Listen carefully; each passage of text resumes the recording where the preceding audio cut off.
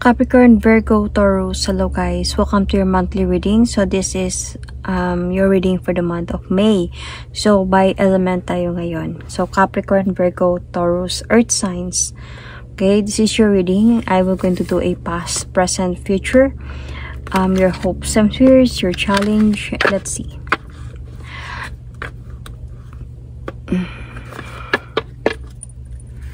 I will going to pull an oracle card for now.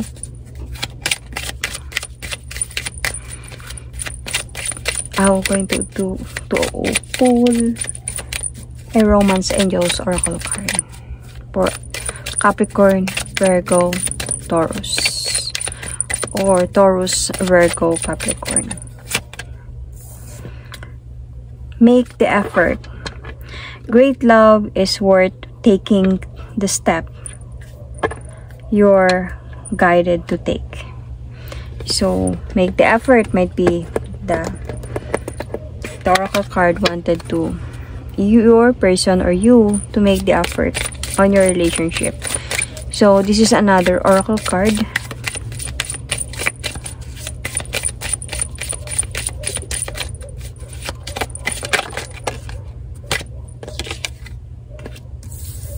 Okay, dalawa. Dapat isa lang pero dalawa yung lumabas. This one I don't need. Sorry. Na-display lang siya. So, openness. Be open to accept divine guidance in your relationship. So, admire. It's time to think everything that you admire in your partner and make the effort. So, tignan natin. What happened? What is your past, present, and future?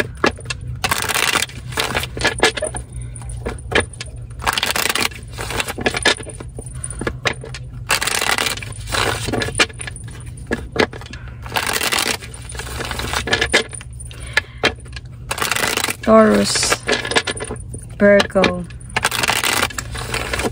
Capricorn. What is your past, present, and future for the month of May?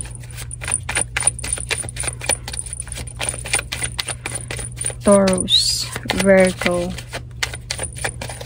Capricorn. Past. Okay. Might be a third party change everything. The past. Nagkaroon ng other option. It's the present.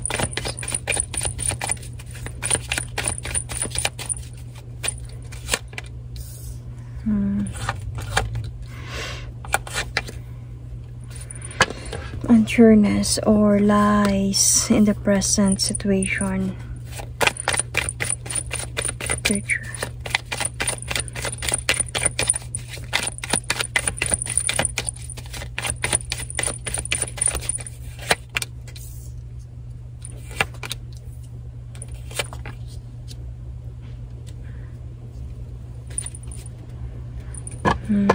The bottom of the deck is the Queen of Cups. This is someone you really love, this person. So, tingnan natin ano yung hope mo for this reading.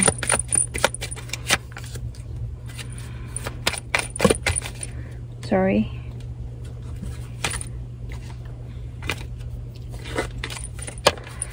And what is your fear?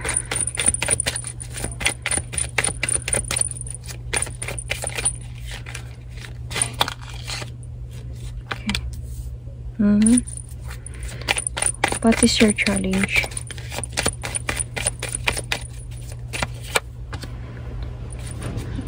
Na-challenge ka, nami-miss mo siya.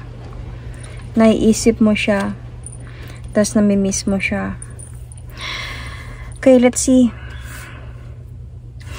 What happened in the past?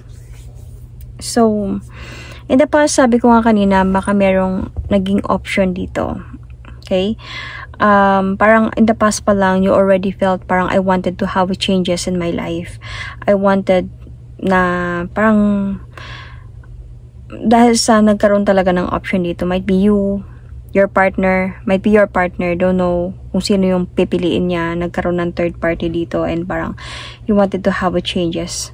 And this present situation, I think that merong mga unsureness dito. May mga lies, and sobra siguro kang nakafocus sa mga nangyayari. Hindi mo nakakalimutan yung mga nakaraan. Hindi mo nakakalimutan yung mga nangyayari sa inyo. So, before tayo pupunta ng future, let's clarify first.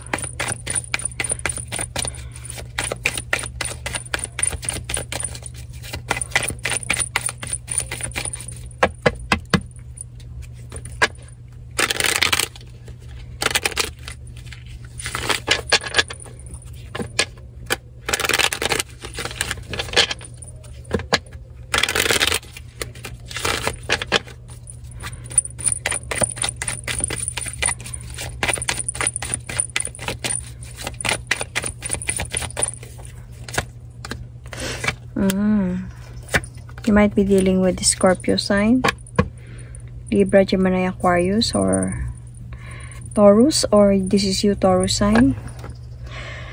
So, dito kayo naghiwalay. Dito nagkaroon ng parang changes, pagbabago, nagbagong lahat in the past pa lang. Hindi kayo nag-usap na in the past, nagkaroon kayo ng separation in the past. Pero, I think you might be dealing with your husband, might be married kayo in the past. He wanted to offer you in the beginning, pero you choose to end this talaga. Hindi kayo nag-usap because nga gusto mo na ng changes sa buhay. Siguro dahil sa napagod ka na sa pagkakaroon na ng other option, something like that. Pagkakaroon ng relationship. Kasi feeling ko itong person na to in the past, ayaw kanyang bitawan. Pero tinapos mo dahil sa napagod ka na sa away. Siguro nag-aaway talaga kayo before dahil hindi ka makalimot sa mga nangyayari, sa mga ginawa niyang kasalanan sa'yo. Napagod and gave up on a fight and just walk away. So, might be also nakita ko dito na parang you wanted to take the leap of faith towards a new beginning of your life. You wanted to get your power back. Kahit pagod na ka na, gusto mong mag-move on, gusto mong maging maayos, gusto mong maging strong this time.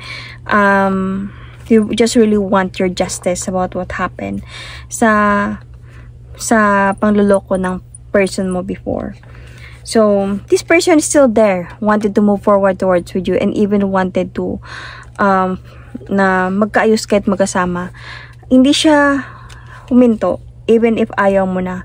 Para sa'yo, noon pa, in the past pa lang, ayaw kanyang bitawan, pero binitawan mo siya dahil napagod ka na. Hindi mo na na-appreciate yung mga nangyayari. Dahil pagod ka na.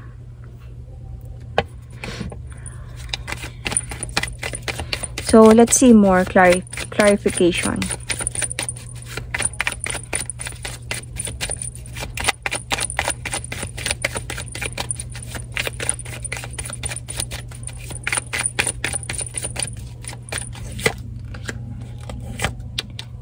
You might be dealing with the fire signs, Capricorn, or this is you, Capricorn sign. So, dumating talaga siya sa point na hindi niya alam kung sino yung pipiliin niya. I can see Cancer sign as well. Hindi niya alam kung sino yung pipiliin niya. Dumating sa point na either punta ko dito, punta ko doon, kanino ako mag-offer na new beginning. Dahil sa pagiging isigolaki niya. Akala niya kasi kaya niya lang ma-manage to. Kaya niya lang dalhin to na nandyan ka, tapos nandun din yung isa. So, this person really like na-trap siya sa sitwasyon before. Pero ayaw kanyang bitawan. Dahil siguro dahil kasal kayo, dahil sa madami kayong pinagdaanan, baka live-in kayo, baka may responsibility kayo, or baka dahil sa naglalaro lang siya, and ikaw naman talaga yung gusto niyang seryosohin, kaya ayaw kanyang bitawan. Pero napagod ka na nga. So, may mga lies talaga sa kanya dito, and sobra siyang pabaya, reckless siya sa pagsasama ninyong dalawa. So, he's still offering you a new beginning though, but sa'yo is like, no. And this person is really did cheated on you. Okay? This person did cheated on you.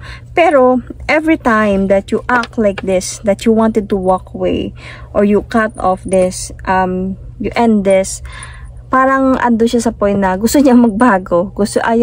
Parang para sa kanya wala lang yun. Hindi naman importante yun. Wala lang para sa akin yun. Pero para sa'yo, pagod ka na. Hindi ka nakalimot eh. And you are an earth sign.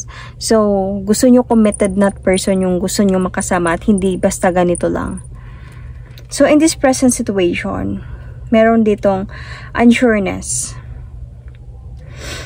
on might be saving your relationship, saving your marriage, saving your commitment. Kasi sobra kang nakafocus siguro dito sa mga nangyari at hindi ka nakalimot na tao. Kaya, unsureness kung magkakaayos pa ba kayo, masave nyo pa ba to. But let's see. Okay? So, let's see kung, let's clarify.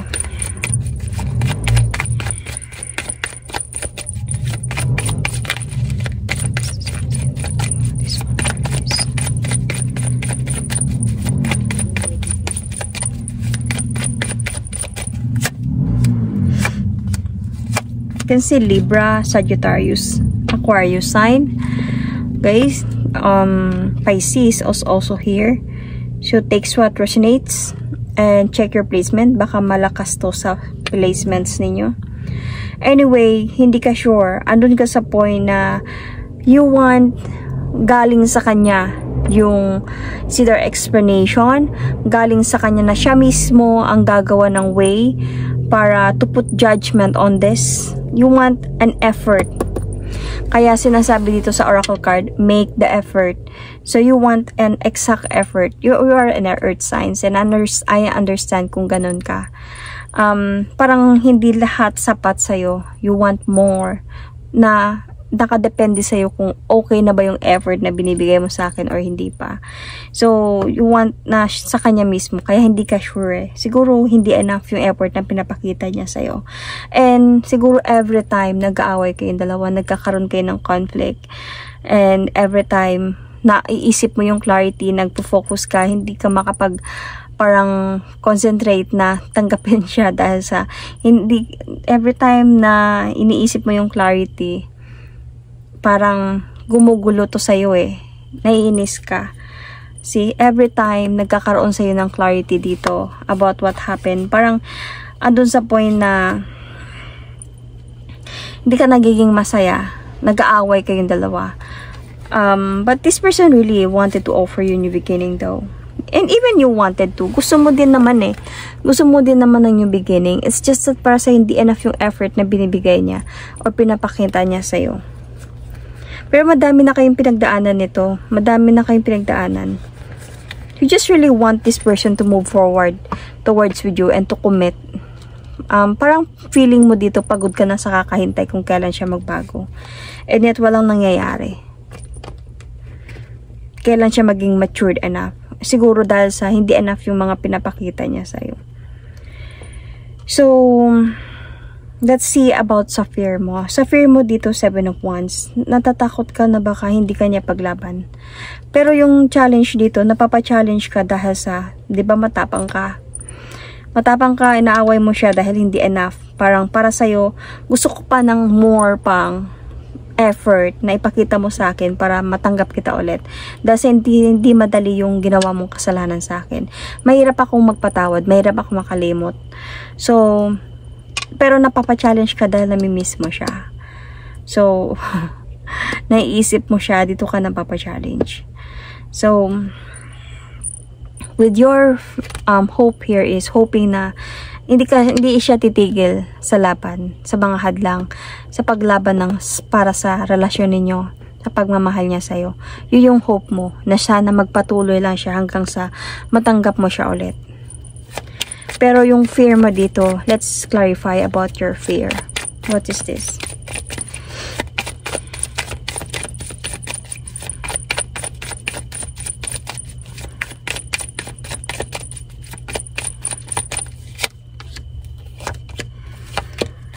You're afraid na baka hindi na kayo mabalik sa dati. Yun yung fear mo. Gumugulo talaga to sa isipan mo. Nag-overthink ka actually about this. you are parang wanted to be alone sometimes first. You are giving this person silent treatment. Hindi mo siya kinakausap, pero mahal mo siya kasi nga napapa-challenge ka, namimiss mo siya. Mahal mo siya and gusto mo pa din na magkaroon kayo ng complete, it's either family commitment, mabalik kayo sa dati. Pero ito yung takot mo na baka hindi na to mabalik sa dati. Na baka tuluyan mo na talaga siyang talikuran at hindi tanggapin, na baka hindi enough yung ipapakita niyang effort sa'yo and para sa'yo, na wala nang pagbabago or wala nang pag-asa yung relasyon ninyo. Pero sobrang iniisip mo to. You are like actually looking for the right path. Ito ba? Tama ba to? Tanggapin ko ba? You are looking for the enlightenment sa buhay mo. You are soul searching actually. Maybe you are the Virgo. Okay? Baka para sa Virgo din to. Actually, I can see also the Capricorn and Taurus here. So, check your placement anyway. Okay? So, let's see sa future anong pwede mangyari. Nakita ko sa future, on your part, nahirapan ka talaga mag-move on because you really love this person unconditionally and napapa-challenge ka dahil nagmamahal ka talaga. If you walk away here, you gave this person a silent treatment, hindi mo ginusto yon. Parang plano mo lang yon to challenge this person, to prove you more na kailangan ka niya.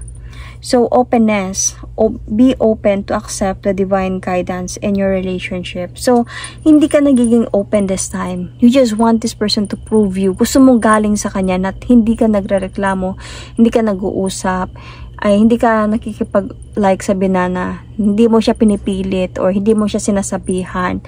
Hindi mo siya na-motivate para magpursige siya. Gusto mo galing sa kanya mismo, na siya mismo, sa isipan niya mismo galing, sa puso niya na gagawin niya yun para sa'yo without you telling him doing that. So, pero, you need an openness here. That means that you also need to tell this person that there is a hope pero mahirap ako makalimot. Like, there is a hope, mahal kita, pero hindi madali sa akin yung ginawa mo noon and hindi ko makakalimutan yun. Pero sana maintindihan mo ako ngayon kung ganito ako. Sana hindi ka give up kung sakali man. It's okay actually to tell this person. Anyway, madami na kayong pinagdaanan. Para magpursige din siya. Pwede mo naman yan makita eh. Malalaman mo yan kung porsigido talaga siya or hindi. Kahit sinabihan mo siya na naging open ka sa kanya sa mga gusto mong mangyari. Baka siya din yung person na somebody na gagawin niya kung kailan sasabihin mo. You know, earth signs, baka same kayo earth signs. Taurus especially. Baka siya yung tao na hanggat hindi mo sasabihin, hindi niya din gagawin. So, you need to be open para makuha mo din, para makuha niya yung gusto mo at makuha mo din yung gusto mong mangyari sa kanya. Gusto niya iparating sa'yo. So, it's time to think of everything that you admire in your partner. So, might be, this is for the both of you. Itong admire na to. Actually, nakuha din to ng fire signs earlier. And make the effort. Okay? Great love is worth taking the steps you're guided to take. Sorry, sira yung mata ko. So, it needs a lot of effort. So, in the future, I can see here na ito yung nangyayari. Parang, kung hindi ka maging open sa kanya, parang hindi ka pa din makamove on dahil mahal mo siya. Hindi mo makukuha yung gusto mo hanggat hindi mo sasabihin kung ano yung gusto mong mangyari. Or, makukuha mo man, or sabihin natin meron man, pero hindi para sa'yo, hindi pa sapat. So, I can see here in the near future, might be in the month of May, could be, na darating sa point na hindi ka pa din ganun ka-decided whether to accept this person again or to walk away from this person already. Kasi, honestly, hindi mo ginusto na gawin, you give this person silent treatment or baliwalain siya or hindi pa siya tatanggapin. Hindi mo gusto to eh. Labag to sa loob mo pero gusto mong mapa-challenge siya. Gusto mong makita yung puprove niya sa lahat. Ito yung plano mo eh. Pero honestly, nasasaktan ka din dahil gusto mo na din siya makasama. With the 5 of Cups. Let's clarify.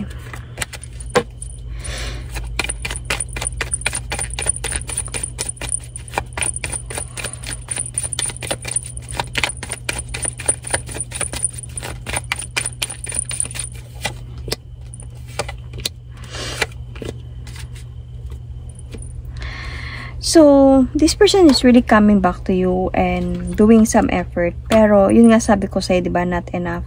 So, that palagi kayo nagkakaroon talaga ng conflict ng person na to. Because you wanted justice about what happened in the past sa ginawa niya. Pero, alam mo yung sa mga nangyayari sa inyo ngayon, nalulungkot ka. Parang sa mga nangyayari sa inyo, in the near future, kung sakaling mangyari to, malulungkot ka. Kung hindi ka maging open sa kanya, in the near future, ito yung mangyayari. Parang ganun pa din. Hindi pa din sapat sa'yo lahat. Dahil hindi kayo ganun ka naging open sa isa't isa. Lagi kayo nag-aaway every time na mag-usap kayo or nasa isang bahay lang ba kayo, every time nag-aaway kayo, every time wala kayong open sa isa, hindi kayo nag-open up sa mga nararamdaman nyo, sa mga nangyari sa inyo. So, every time nag-aaway lang kayo, napapagod lang. Every time, lalo na if you just really want a justice here and malulungkot ka sa mga pwedeng mangyari talaga. So, there is still a hope na magkabalikan kayo, pero you need also to do some effort. He need to do an effort. You also need to do an effort. Kasi relationship is a teamwork. Marriage is a teamwork. Commitment is a teamwork. Always, with your partner. Hindi basta lang na hintayin mo kung anong gagawin niya dahil siya yung may kasalanan.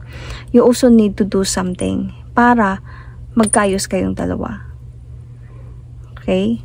So, pero there is a hope, yes, in the near future. Kung hindi mo gagawin tong openness na to, and effort na to, with him, then, walang mangyayari. Malulungkot ka pa din in the near future sa mga plano mo na i-challenge siya palagi, tapos aawayin mo siya palagi dahil hindi ka nakakalimot sa mga nangyari. So, that is my reading for you. Thank you and God bless.